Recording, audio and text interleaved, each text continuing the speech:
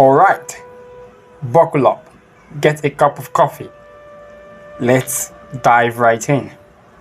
Let's take a hilarious non-technical journey through China's war history over the past 200 years. Get ready for the, in quote, China versus the world, the unlikely saga.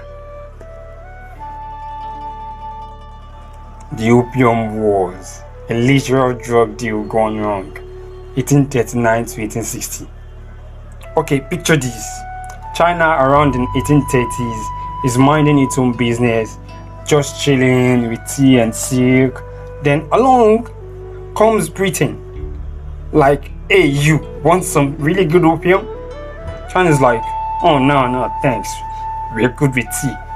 But Britain insists. Trust me, it's a hit, and boom, the Opium Wars break out. Imagine someone knocking on your door, offering a deal you don't want, and suddenly you are in a full-blown war.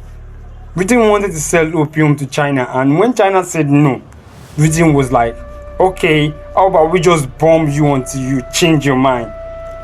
Spoiler alert, China changed its mind. The Taiping Rebellion, a family drama on steroids, 1850 to 1864. Next up, we have the Taiping Rebellion. This one's wild. Imagine a dude claiming to be the brother of Jesus. He says he's the chosen. He said, I'm the second coming of Christ. And suddenly, half of China is on his side. His followers, the Taiping, are like, forget about the Qing dynasties rule. We are starting a new one. It's basically a family feud. But even instead of a passive-aggressive Thanksgiving dinner, everyone had rifles and was overthrowing dynasties. Over 200 million people died. It was one heck of a messy family reunion.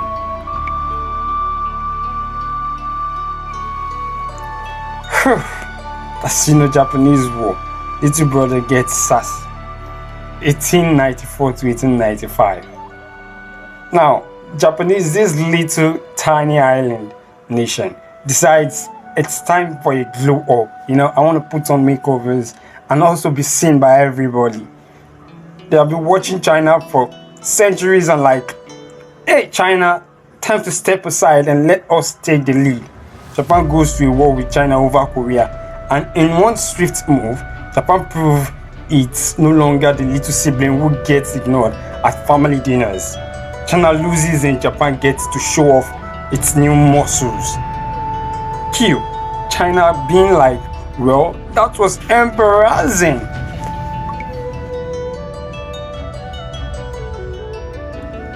The Boxer Rebellion.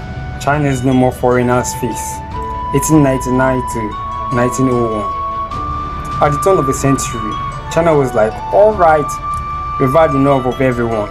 They were tired of all these foreigners poking around their business and so on. So a bunch of nationalists, calling themselves the Boxers, rose up and started attacking foreigners in China. It was like a big anti-foreign protest, but with more fire and less rational debate. Of course, the world didn't take kindly of these and decided to show up with their armies, guns, and a whole lot of, we told you to be nice. So the Boxers got squashed, and China was forced to pay a huge fine for being unruly. The Chinese Civil War, Family Feud Part 2, 1927 to 1949.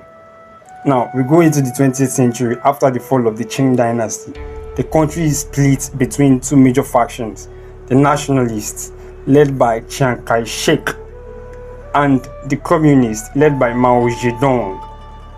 Think of it like a gigantic game of Monopoly, except nobody's having fun and everyone's trying to get rid of the other player. They fight for 2 decades, but they both somehow end up distracted by a tiny issue called the Second World War. That war with Japan. Yeah, that's where China and Japan decided to hash things out.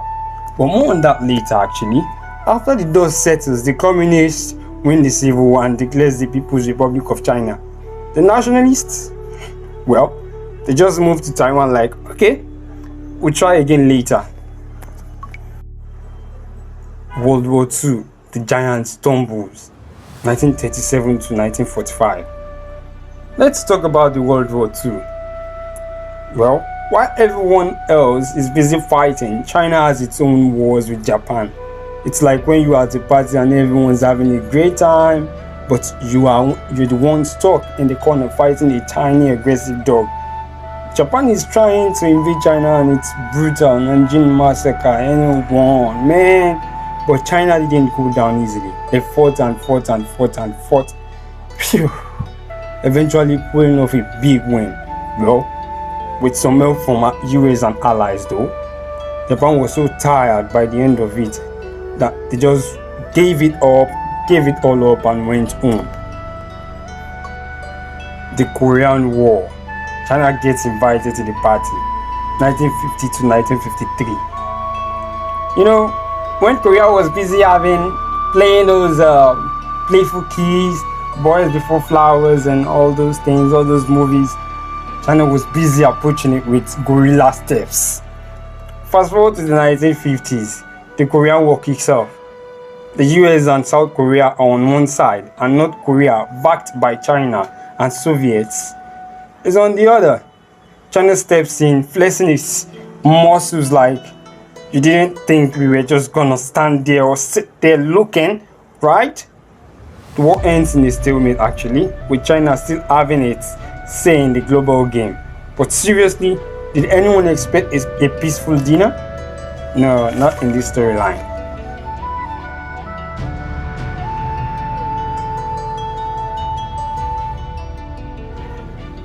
The Sino-Vietnamese War, Friendly Neighbors, 1979.